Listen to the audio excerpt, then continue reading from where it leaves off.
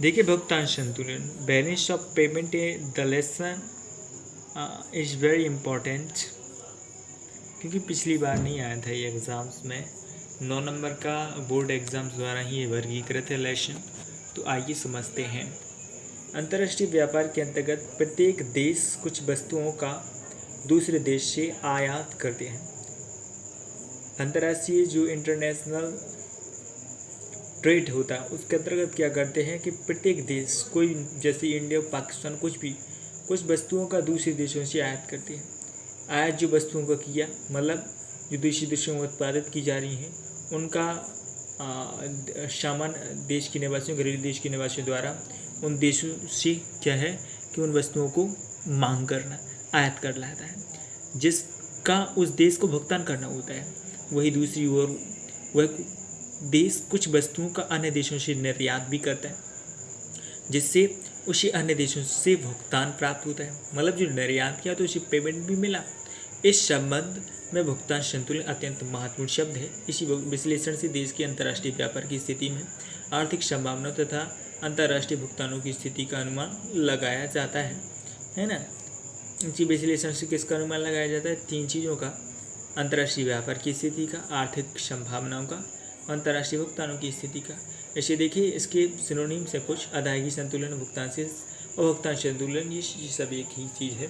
भुगतान संतुलन की कुछ परिभाषा हमारे सामने पुट होती है।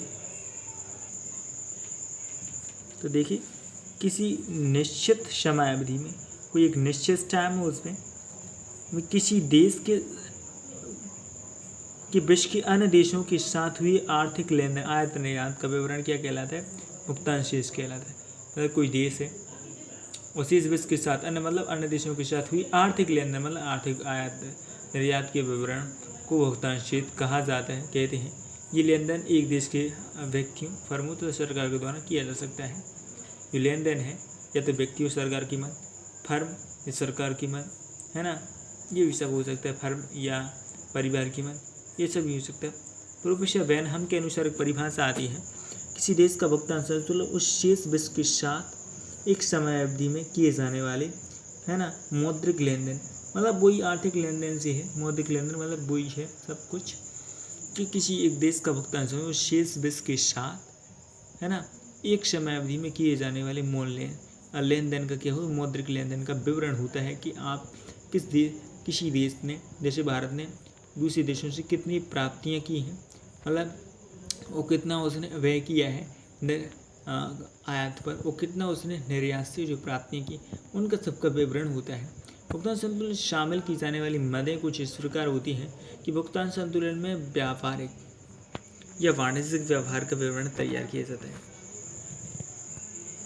तो भुगतान संतुलन में व्यापारिक या वाणिज्यिक, व्यापारिक वही कहलाते, वाणिज्यिक वही है, सब व्यवहार का विवरण तैयार किया जाता है। आर्थिक लेन देन में इनका विवरण तैयार किया जाता है। जो व्यापारिक हैं या वाणिज्यिक हैं, जो उनका व्यापारिक या वाणिज्यिक व्यवहार का अभिप्राय ऐसे व्यवहारों से है।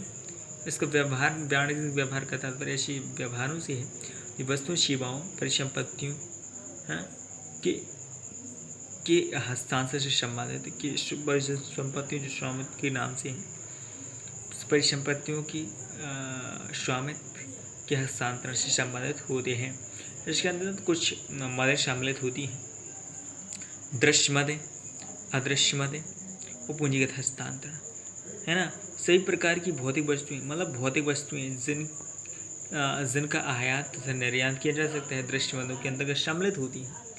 इस प्रकार की मदों को देखा, छुआ या मापा जा सकता है ना, दृश्य मदें कहलाती हैं। जैसे दवाएं, मशीनरी, खाद्य पदार्थ, टेबल, कुर्सी, इनको आप छू सकते हैं।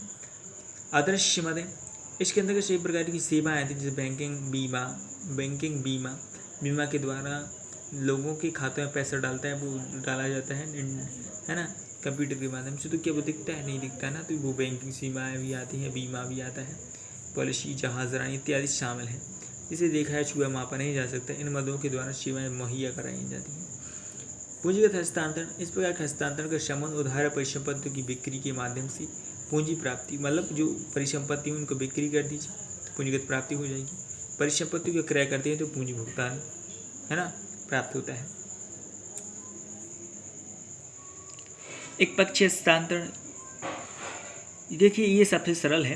इस प्रकार के हस्तांतरण में उपहार, व्यक्तिगत प्रेषण मतलब जो जैसे अपना भारत देश का निवासी अमेरिका में रह रहा है तो अमेरिका से वो अपने परिवार वालों को पैसा है ना भेज रहा है, रुपया भेज रहा है, वो अमेरिकी डॉलर में भेज रहा है ना, अमेरिकी डॉलर से भारत रुपये में चेंज करके भारत में भेज रहा है रुपये के रूप में या डॉलर के रूप में कुछ भी हो तो, और एक तरफ सौदे को शामिल किया जाता है। इनको क्या करते हैं, शामिल किया जाता है, क्योंकि जो प्राप्तियाँ हो रही ना, क्योंकि ये सौदे पुनर्भुगतान के कोई दावे शामिल नहीं करते अतः इन्हें अनिश्चित हस्तांतरण, इसका दूसरा नाम अनिश्चित हस्तांतरण भी है।